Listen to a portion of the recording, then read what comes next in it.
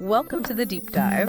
Today, we're really getting into it with the Bible. It's this book everyone knows or thinks they know, but maybe it's one of the most misunderstood too. We've got a whole pile of sources here looking beyond just the stories themselves to, well, how we actually read it. That's the core of it, yeah. Our mission today really is to unpack the complexity that's actually intended to be there in the text. We want to move past those easy assumptions and help you see why scholars keep calling it both dynamic and trustworthy. We're looking at the science of interpretation, hermeneutics, if you want the fancy term. And we need that science, don't we? Yeah. Because otherwise you get what one source calls the dipstick problem. I loved this anecdote. It's about someone totally new to cars who knew it needed oil. Okay, good start. They got the information. Got the oil totally ready, but then they tried to pour it into the little hole where the dipstick goes. Yeah. Just completely missed the big, obvious oil cap right there. Huh, yeah, exactly. They had the right what the car needs oil, but zero understanding of the how. The mechanism was all wrong. Precisely. And that's the risk with the Bible, isn't it? We know it's important, maybe life-changing, but if we ignore how it's written, the genre, the history, the literary stuff, we're basically jamming truth into the wrong hole. You end up making a mess, essentially. Okay, so let's jump right in. Let's tackle 5 really common misconceptions that seem to trip people up constantly. All right. Misconception number 1. The Bible is some kind of mystical or magical book written, just for me personally. The open it randomly in point method. We've all heard of that, maybe even done it. You just grab a verse completely out of nowhere and say, this is my special message for today. Yeah, and it leads to some really wild interpretations. Think about like an athlete. Big game, pressure's on. They remember Philippians 4.13, I can do all things through Christ. Right. And they treat it like a magic charm to make the winning shot. But the original meaning, if you look at Paul's context, had zero to do with athletic achievement.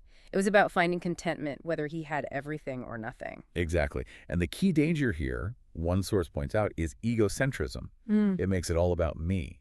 But the scriptures were written primarily to us, the community, the people of God, not just isolated individuals. That's a huge shift in perspective. Okay, misconception number 2. That the Bible is static. Yeah. Just old, done.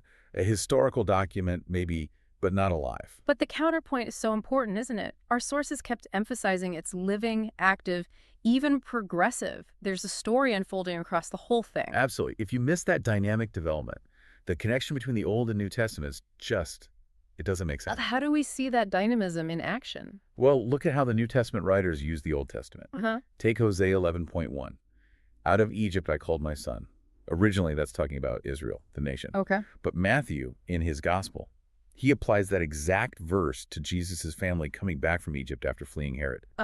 So he's seeing a deeper fulfillment. Precisely. He's showing how Jesus embodies and, perfects Israel's story. It's the old story finding its ultimate meaning in the new thing God is doing. Okay, that makes sense. Misconception 3 is probably the big one for a lot of people. The Bible is always literal. Yeah, this is a minefield. We see stats, like only maybe 20% of Americans now say it's the literal word of God. But I suspect the problem is the word literal itself has gotten twisted. It really has. Literal historically meant reading according to the letters, the literary form. So you read poetry is poetry, history is history, metaphor is metaphor. Right. But now often literal just means flatly factual or wooden. Like taking everything at face value without considering genre. One of our sources, Glenn Stanton, made a great point. He said sometimes demanding a literal reading is used almost like a password, a test of whether you're a real believer. But that approach, he argues, isn't actually faithful to the text itself. Exactly. No serious reader, when Jesus says, I am the gate, in John 10, starts picturing him as, wooden hinges. We understand metaphor instinctively in other literature.